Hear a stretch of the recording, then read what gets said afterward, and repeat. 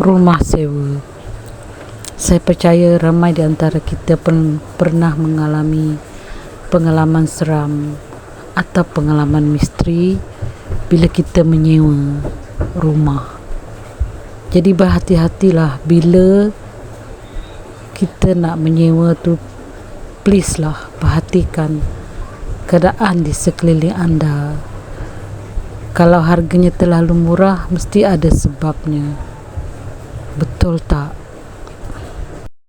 Semasa PKP dahulu, aku pernah menyewa satu rumah, iaitu rumah teres yang bersebelahan dengan beberapa jiran. Di sebelah kanan aku adalah jiran aku yang bernama Mak Leha, manakala di sebelah kiri aku pula jiran aku yang bernama Pak Hamid. Di depan tu adalah beberapa Chinese yang menyewa di depan rumah sewa kita orang juga. Semasa aku menyewa rumah ni, owner rumah ni cakap tak perlu bayar deposit. Sewa adalah termasuk api dan air. Wow, aku rasa teruja sangat. Sebab biasanya selalu 2+1 lah, macam-macam lah kan. Lepas tu advance 1 month pula api dan air. Tapi kali ni aku memang bertuah, just bayar je terus masuk. Happy gila aku masa tu. Sebab yalah, PKP ni korang pun faham je lah, bajet memang agak ciput.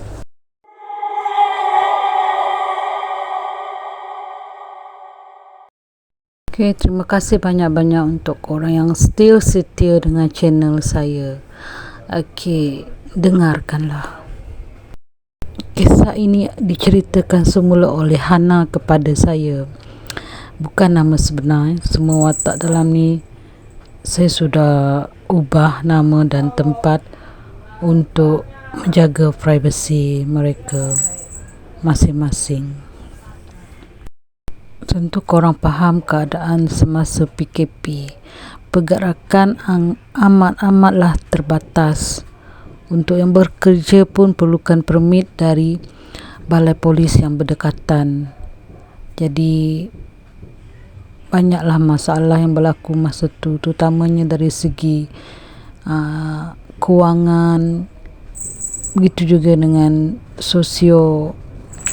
ekonomi. Ramai menghadapi masalah dari segi perbelanjaan dan semua. Ini menimbulkan stres dan sebagainya.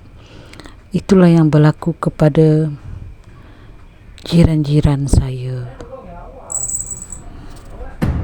Setelah hampir setahun menyewa di rumah tersebut, sebenarnya aku tak adalah mengalami perkara yang pelik sangat. Cuma apa yang berlaku kepada jiran-jiran aku itu membuatkan aku terfikir, adakah ini kesan daripada perintah kawalan pergerakan atau punca daripada sesuatu yang tengah mengintai. Kebetulan pada masa tu adalah bulan 8 kalau tak silap aku. Kalau ikut kalender Cina adalah perayaan Hari Lapa, iaitu Hungry Ghost Festival. Tapi sepanjang Hungry Ghost Festival 1 bulan tu memang agak seram. Sebab apa yang aku faham adalah mengikut kepercayaan Chinese, pintu neraka terbuka dan syaitan-syaitan berkeliaran masa tu. Aku tak adalah nak percaya sangat, tapi apa yang berlaku di sekeliling aku tu memang, aku tak nak percaya tapi aku pun percaya. Mungkin ini berpunca dari tu ataupun berpunca dari perintah kawalan pergerakan ni. Sebab sepanjang tu, even aku sendiri pun dekat rumah je, aku tak bekerja kecuali suami aku lah. Dia terpaksa, dia memang kena kerja lah. Kalau dia tak kerja nak makan apa kan. Sebab walaupun masa tu kumpulan wang simpanan pekerja tu boleh dikeluarkan, tapi lebih untuk membayar komitmen yang sedia ada untuk makan semua tu dan perbelanjaan lain tu memang kena kerja. So laki aku pun terpaksa lah mendapatkan permit dari balai polis. Biasanya aku tinggal seorang-seorang lah dekat rumah. Begitulah. Aku tak tahu, mungkin aku ni ada indera ketujuh ataupun hijab aku terbuka, sebab aku sejak umur aku 9 tahun memang aku selalu nampak yang pelik-pelik. Korang faham lah apa yang aku maksudkan tu. Itulah makhluk dari alam sebelah sana tulah. Aku tak adalah selalu nampak sangat. Memang ada kala aku akan dapat nampak. Aku tak tahu kenapa dan macam mana aku boleh nampak. Tapi aku tak adalah nampak jelas. Cuma aku akan nampak dia punya kelibat, ataupun aku nampak dia dari belakang. Macam tu, korang faham lah apa yang aku maksudkan. Sebab aku tak nak lah sebut sangat nama makhluk tu. So korang faham sendirilah ya. Aku dah rasa seram ni.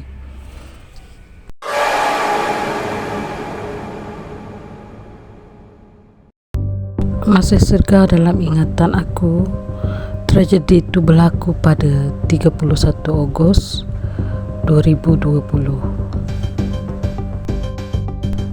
Pada pagi tu aku ada terdengar pertengkaran jiran di seberang rumah aku tu.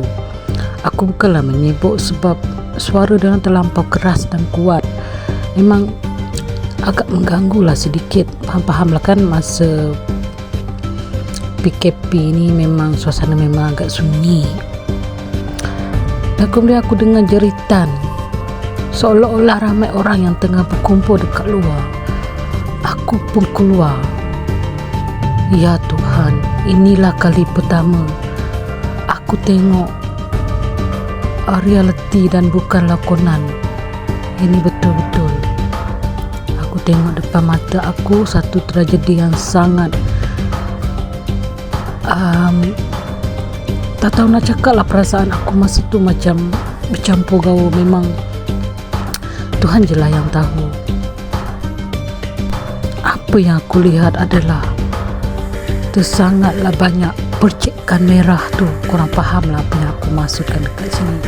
Memang merata-rata, di mana aku tengok si isteri tengah pegang pisau daging, manakala suaminya tengah cuba menahan tangan isterinya. Tapi apa yang aku nampak, memang isterinya dah berjaya menetak dia di beberapa bahagian, iaitu di bahagian lengan, di bahagian peha, terutama di bahagian lengan dia memang banyaklah percikan merah tu. Memang merata-rata sebab dia menahan, sebab dia tak ada benda lain, dia gunakan tangan dia saja untuk menahan serangan daripada isterinya yang bertubi-tubi.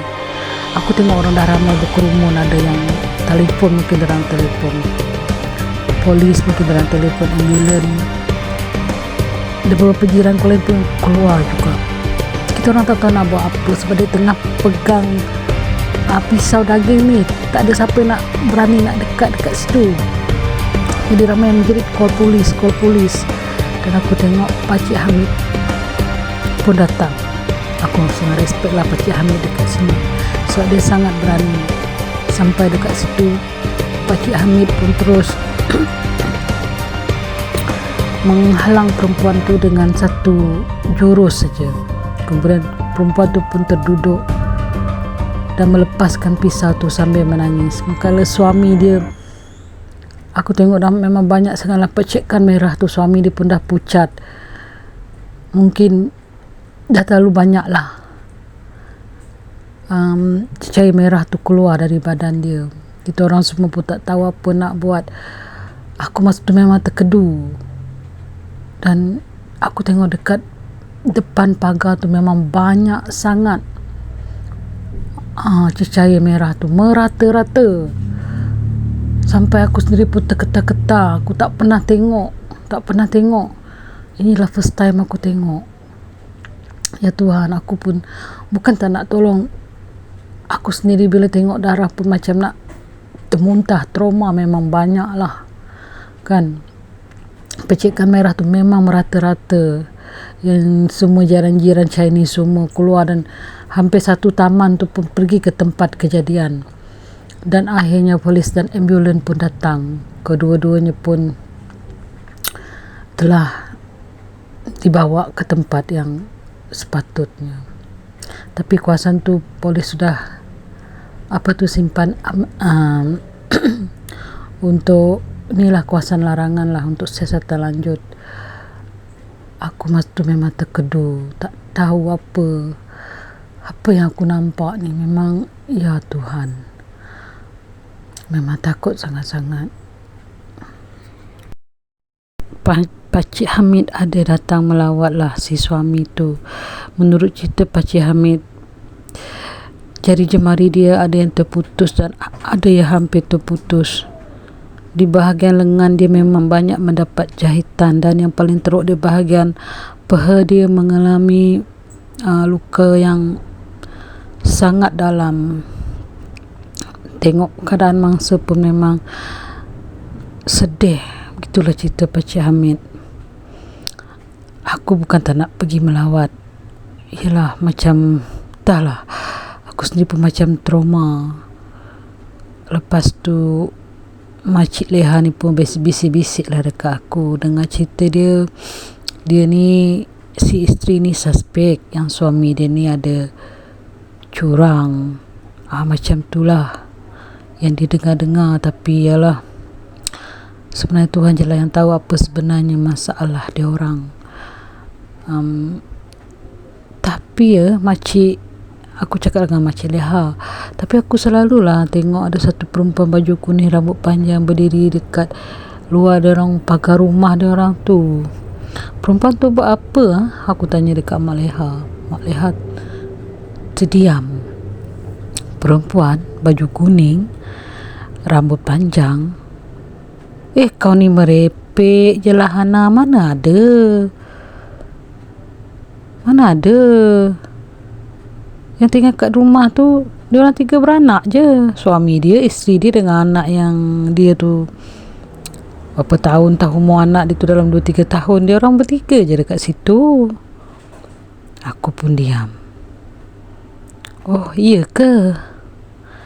Jadi siapa yang aku nampak tu? Mak Leha pun terdiam. Nantilah aku akan ceritakan dekat kau Hana apa yang sebenarnya terjadi dekat family dia orang tu. Mak Leha menghela nafas panjang dan kemudian mula bercerita. Dahulu si suami tu, dia pernah berkahwin dengan seorang perempuan Chinese, dan mereka sangat bahagia yang dikurniakan seorang anak laki-laki. Memandangkan mereka berdua ni sibuk bekerja, dan mereka mengambil keputusan untuk mencari seorang pembantu. Jadi pembantu dia tu adalah isteri dia yang sekarang lah. Di sinilah sebab apa yang mereka alami tu. Diorang pun ambil lah pembantu ni. Pembantu diorang tu pun jalankan tugas-tugas diorang seperti biasa. Isteri dia ni memang biasanya selalu busy. Dia akan selalu outstation lah. Kadang-kadang sampai keluar negara seminggu 2 minggu. Itu yang makcik dengar lah. Tapi makcik tak pastilah apa sebenarnya pekerjaan dia. Even suami dia tu pun memang busy, dua-dua selalu busy. Yang tinggal dekat rumah tu pun anak dan inilah si pembantu tu. Dan pada suatu hari, sesuatu perkara yang tidak diinginkan berlaku dalam keluarga tersebut.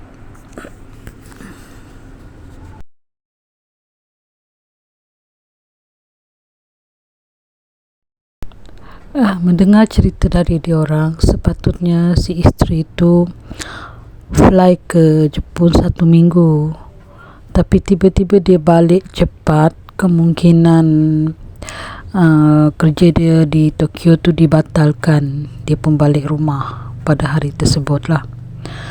Dan terdengarlah pergaduhan yang sangat dahsyat di antara pembantu rumah, suami dia dan si isteri. Si anak pula menangis macam dah tak keruan. Satu rumah tu memang kecoh.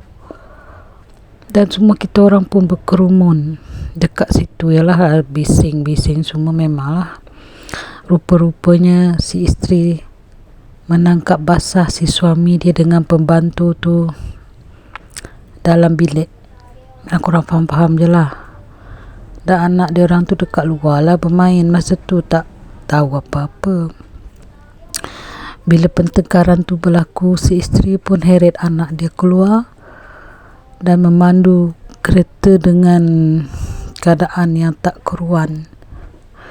Kita orang semua pun tak dapat nak masuk campur lah, sebab tu hal rumah tangga. Di sebelah malam tu tiba-tiba kita orang terdengar macam siren polis pergi ke rumah tersebut. Dan rupa-rupanya dia mencari si suami dan memberitahu bahawa isteri dan anaknya terlibat dalam kemalangan, dan kedua-duanya telah berada di hospital. Malangnya si anak meninggal tepat kejadian dan si isteri dalam keadaan yang kritikal. Seminggu kemudian si isteri pun meninggal dunia. Dan seperti yang kamu nampak, sebelum kemalangan tu beliau mengenakan baju berwarna kuning. Aku pun mula rasa takut. Adakah hijab aku dah terbuka dan aku nampak roh arwah isteri dia yang tak berapa nak tenang tu. Ya Tuhan.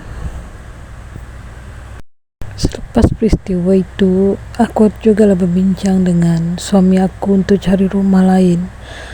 Aku rasa macam tak berapa selesa dengan penampakan yang sering kelihatan. Suami aku cakap, kita tengoklah dalam 2-3 bulan ni kita carilah rumah lain ya. Sabar ya. Suami aku pun cuma cakap macam tu. 2-3 bulan. Ya Tuhan, lamanya nak tunggu entah apa-apa lagi yang akan berlaku. Pada bulan Disember 2020, aku tak berapa ingat lah berapa tarikh sebenar tu. Akhirnya aku dan suami aku pun berpindah dari situ. Kabar terakhir yang aku dengar adalah isteri kepada si suami tu tadi, iaitu pembantu rumah tu, meninggal mengejut. Tak tahu apa punca dia. Manakala si suami pun masih terlantar di hospital. Dan anak perempuan tersebut pun meninggal. Itulah berita terakhir yang aku dengar dari Mak Leha. Sangat menyeramkan. Adakah lelaki itu ada membuat satu perjanjian dengan alam sebelah sana, kerana setiap isteri dan anak dia pasti meninggal. Mungkin juga takdir, atau mungkin juga mistik yang tidak dapat dirungkaikan. Sekian.